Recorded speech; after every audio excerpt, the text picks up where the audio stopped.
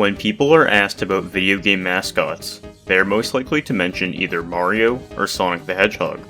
What many people forget about though, is the plethora of other video game mascots from the 1990s. Many of these mascots have aged poorly and are majorly forgotten about, but not all have met that same fate.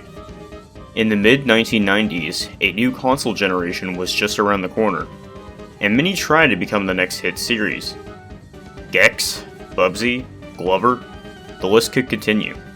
A few mascots did have decent success though. Today, we are going to be talking about Spyro the Dragon, and specifically two of the shortest Spyro speedruns, thanks to game-breaking discoveries from dedicated speedrunners. Let me introduce you to the shortest Spyro speedruns.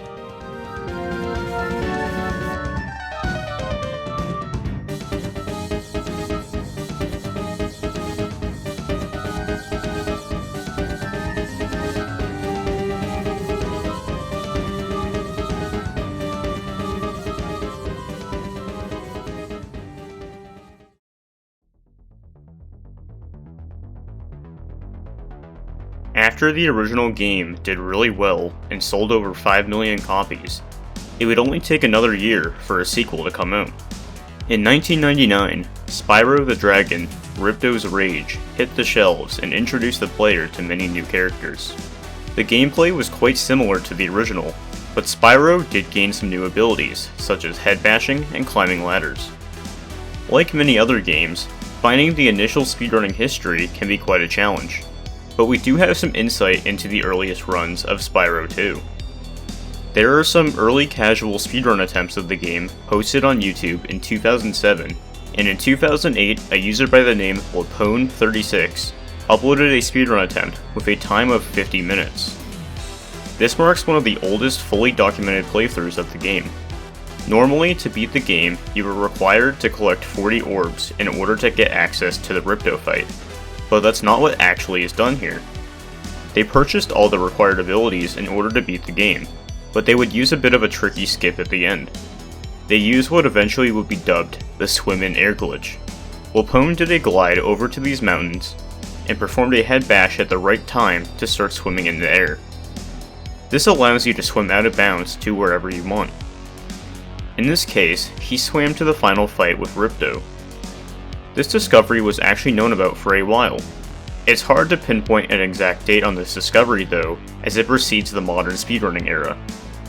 It wouldn't be until 2011 that speedruns as we know it today would start happening.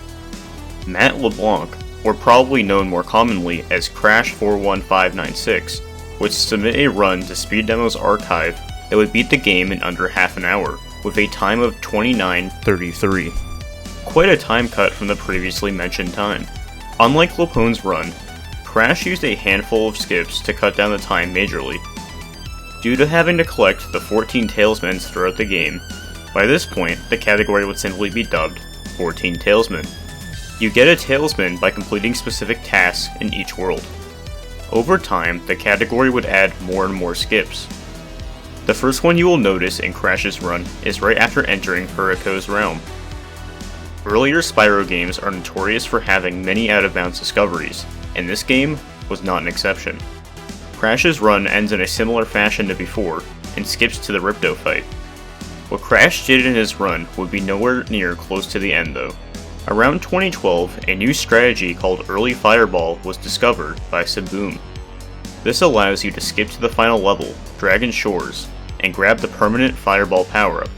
Once you grab the power-up from out of bounds, you exit the level and return to Winter Tundra. A couple years later in 2013, Saboom would optimize what Crash previously had done and got a time under 28 minutes with a 27:52. By the end of the year though, everything I just talked about would be completely obsoleted.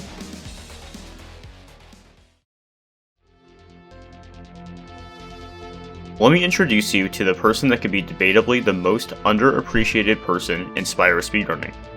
In 2013, Touval would start running the first Spyro game, as well as posting videos of new strats and route improvements of said game. He would quickly start to do the same thing in other Spyro games. Touval quickly became the go-to person for Spyro speedruns.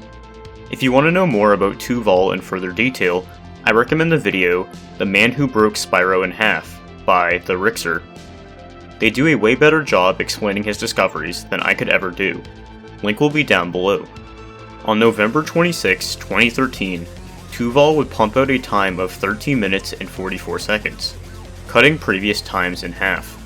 It was discovered that you could enter the Crush boss fight way earlier than intended. Instead of needing to find 14 tailsmen for the boss, you only needed one.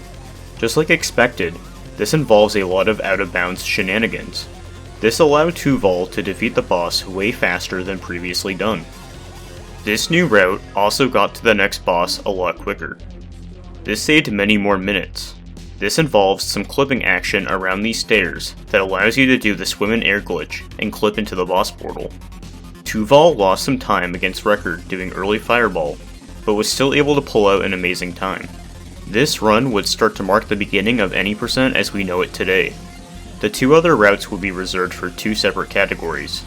40 Orb, which is equivalent to the developer intended any percent route, and 14 Tailsman, which is equivalent to the classic any percent route that speedrunners were using for a long time. Touval would clean up a lot of major time loss from his previous run, and got a 12:02 on November 30th. This route would get optimized more and more. Shaw 8B would get an 11:51 on December 2nd, and Touval would take the record right back 2 days later with an 11:37. Touval's first runs had a lot of slow movement, but this was to be expected with a new route. The record would be lowered a bit over the next month with an 11:36 from Saboom and an 11:28 from ESG. While these runs were just cleaner versions of the previous, something else was being worked on in the background. This wouldn't be the last minute barrier in the category.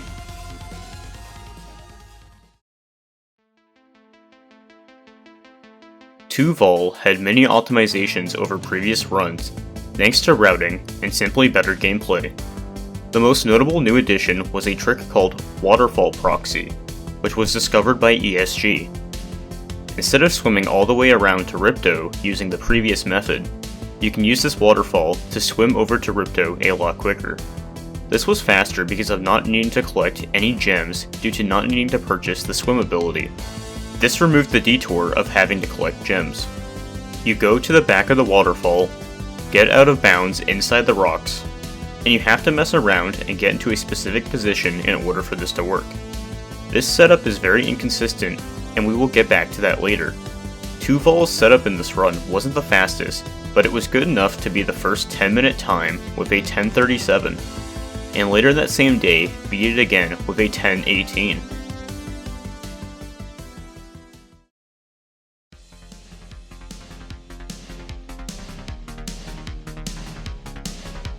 These optimizations would lead to the first sub 10-minute time from Touval on March 31st of 2014 with a 9:41. The record would get lowered many more times to come. Nearly a year later, on March 9th of 2015, Touval would beat his time with a 9:23. It was discovered that if you go into the theater without all the abilities and watch the final cutscene, you get all the abilities as if you beat Ripto. This means that you wouldn't have to collect all the gems and buy the swim ability. This would become a huge breakthrough for any percent for many runners. This meant that instead of collecting 500 gems in order to swim, you just had to watch this cutscene. This ultimately would be around 30 seconds slower than the waterfall proxy, but the strategy would become a way friendlier strat for new runners due to its higher consistency. After these discoveries, Touval would come back and get the first sub 9-minute time with a way more optimized run. With how inconsistent a lot of the tricks in the run were, there was a lot of time to save if things went your way. On October 6, 2015, Touval achieved an 8:50 time. Notably, this run went back to using the waterfall proxy instead of using the theater route. Only a couple of runners have gotten under 9 minutes using the theater route. No records going forward would use it anymore. This run was enough to silence the game for a long time. 2015 ended with nothing else, and 2016 was completely quiet. Was this the end of any percent?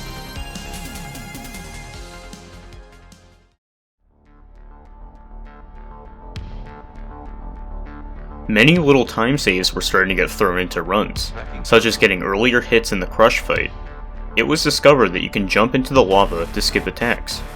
This trick was discovered way earlier, but was never done in runs due to how tight the timing was, and how little the time save actually was overall. It saves roughly 3 seconds if performed 3 times. Now here's where there is a lot of gray area. I am not going to make any definitive statements about the situation, but let me just explain. After 15 months, on January 27th of 2017, Lewis B99 would finally dethrone Touval by 20 seconds with a time of 8 minutes and 30 seconds. But wait, that wasn't actually the record. Well, maybe? Around November of 2016, there were posts about a runner by the name of Retro who got a time of 8:29.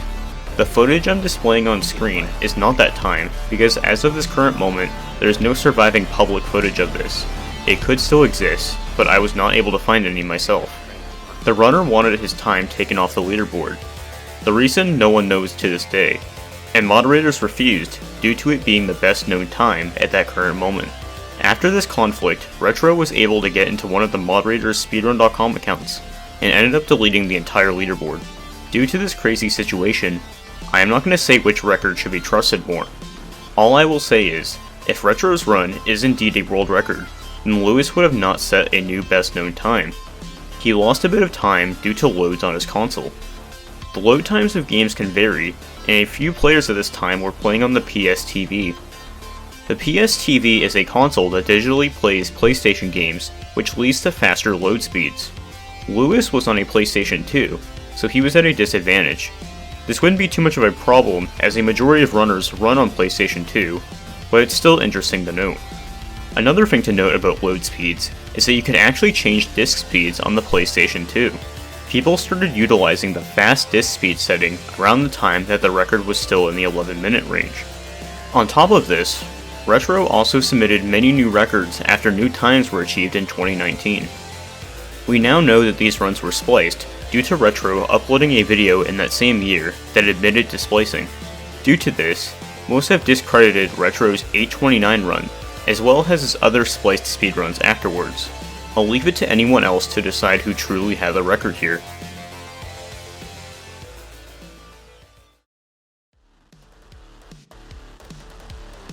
Leaving controversy aside, a couple years later we would finally have a new world record that wouldn't be debated. On March 21st of 2019, Moxy would take the 80% crown with a time of 8 minutes and 23 seconds. This was quite a long time between records, but it was finally lowered. A big reason why the record may have taken a long time to improve is due to how optimized the run was getting as a whole. A big part of this was the gulp fight. Due to RNG and execution, the times in the fight can vary upwards of 45 seconds. This would become a big factor over what pace a run was on.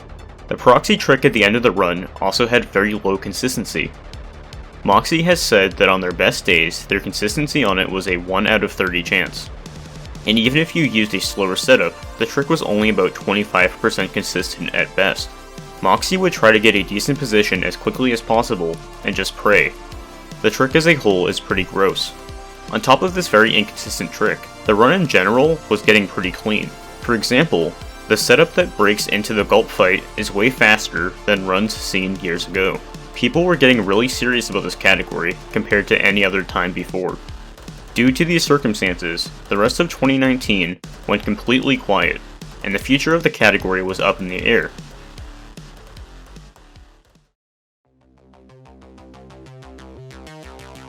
At the very beginning of 2020, we would finally see a new breath of life in any percent. The record was completely smashed, and on New Year's of 2020, Spora would get the first sub 8 minute time with a 7:54. This time save was done by climbing the stairs and hugging this corner in order to skip to the Ripto fight faster than before. After these discoveries, there was a term that was formed by the community called Sproder. Sproder is a mashup of the names Spyro and Spider-Man. This name is pointing out the fact that Spyro looks like he is clinging to the wall here in order to get to the Ripto fight, similar to how Spider-Man would climb with his web. What truly helped bring down the time was how consistent the Sproder setup was versus Waterfall Proxy. This allowed runners to rely on good gulp RNG and gulp skip rather than praying that Waterfall would work in your favor. Runners have argued that their consistency with Sproder is upwards of 1 in 3. This is a lot higher than the previous waterfall proxy chances.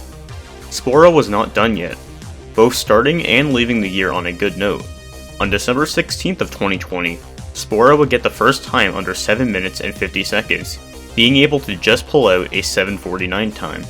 Spora stated that their big time saves were in the gulp fight segment, and doing the skip to enter the final level for the fireball, Dragon Shores. This run is quite insane, and is quite a true limit to current strategies. Talking with Spora directly, they said that the record could probably be shaved by another 10 seconds. They also note that an additional 8 seconds can be improved just by running on PSTV. Again, that platform does have faster loading times. There is another strategy that is really difficult in Dragon Shores that could save around 5 to 6 seconds if done correctly, but it is not viable in runs in the slightest. Spora says that hopefully someone will find a consistent way to do it someday. Going back to the 10 seconds that Spora originally mentioned, that time save comes from a few different places. Number 1. Due to the gulp fight being very RNG heavy, time save can definitely be picked up here in the future if things go more in your favor. 2. Time can also be saved if you get a faster clip entering the gulp fight. This isn't too reliable due to the clip being very random though. It's not RNG, it's just very precise for a human to do in real time. Number 3. The run bonked on some scenery while going out of bounds into Dragon Shores. This costs roughly 2 to 3 seconds on its own. Optimally in a run, you would go high enough to go straight over the mountain and avoid bonking here in the first place. All these time saves could hypothetically be done to lower the record, but it's definitely easier to say than do. Spora doesn't see a time under 7:30 happening unless consistency can be found with a faster fireball strategy or something new is discovered.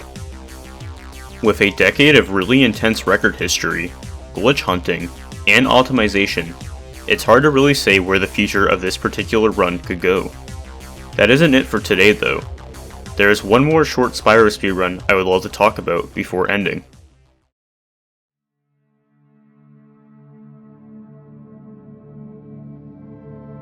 After the original Spyro trilogy on PlayStation, the series took some really weird directions.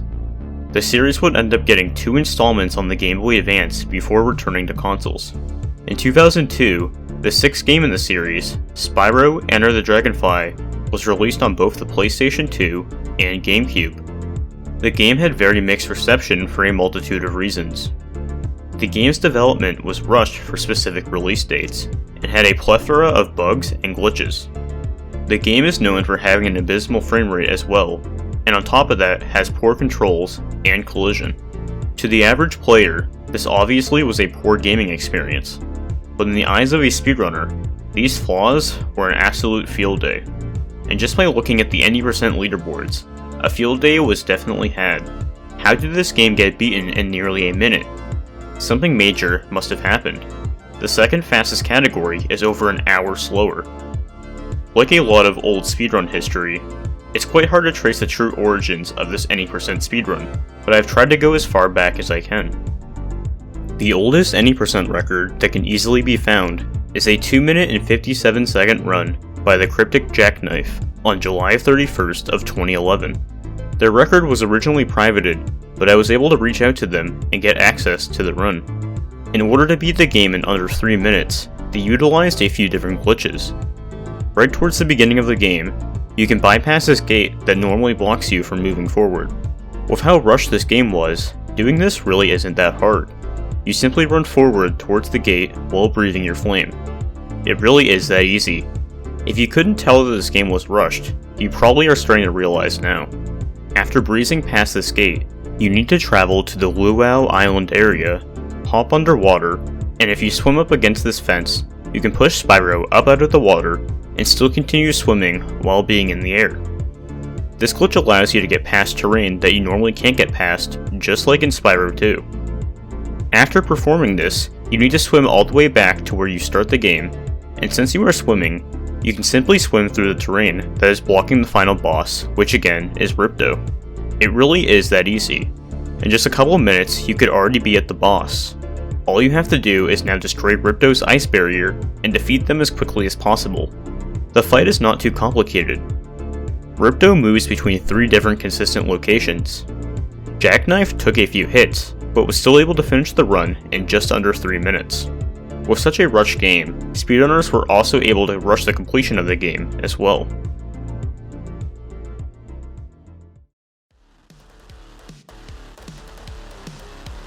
Two years later, a familiar player would hit the scene. Touval would throw his skills into Enter the Dragonfly and would beat Jacknife's record by nearly 20 seconds with a 2 minute and 38 second time. Touval saved time from some little optimizations, but the most notable to point out is a faster setup for the swim and air glitch. Instead of using the fence, Touval performs a head bash right as he enters the water, and uses the edge of the beach to perform the glitch. This allows him to start swimming in the air a lot faster. On top of that, Touval also had a cleaner Ripto fight, and was ultimately able to claim the new world record in any percent. The following year, everything that I had just explained before would become fully obsolete. Forget about the gate, forget about the water, forget about the swimming entirely. None of that was needed anymore. On March 21st of 2014, Touval would stretch the game's limit and finish it in just under 70 seconds. Remember how previously you swam through the terrain that blocked you from getting into the final boss? Well, this game is so broken that by performing a simple head bash into the ground at the right position, you can simply break right in and get access to the boss. The corner of the entrance to Ripto is just off enough that this specific clip allows you to enter it. Touval optimized getting this clip as quickly as possible, and had a good enough fight to get a final time of 1 minute, 9 seconds, and 430 milliseconds. This game was so broken that at this point, there was probably only frames to save from minor optimizations. A month later, OmegaGalax would pop onto the scene and drive the record all the way down to a 107.260 on April 9th of 2014. Omega seemed to gain a bit of time with a more optimized fight. Touval and Omega were neck to neck with the clip. At this point, the run seems pretty solid, and no more reasonable time is left to save. There are probably ways to save frames, but with this 2014 time still being the current record as of making this, no one seems to want to pick up that task. Speedrunners save so much time just so they can beat a game quicker than ever imagined before. Being able to shave an hour off a game's intended method goes to show how broken said game is, and also at the same time shows the determination from runners to break whatever they can. Thank you for watching.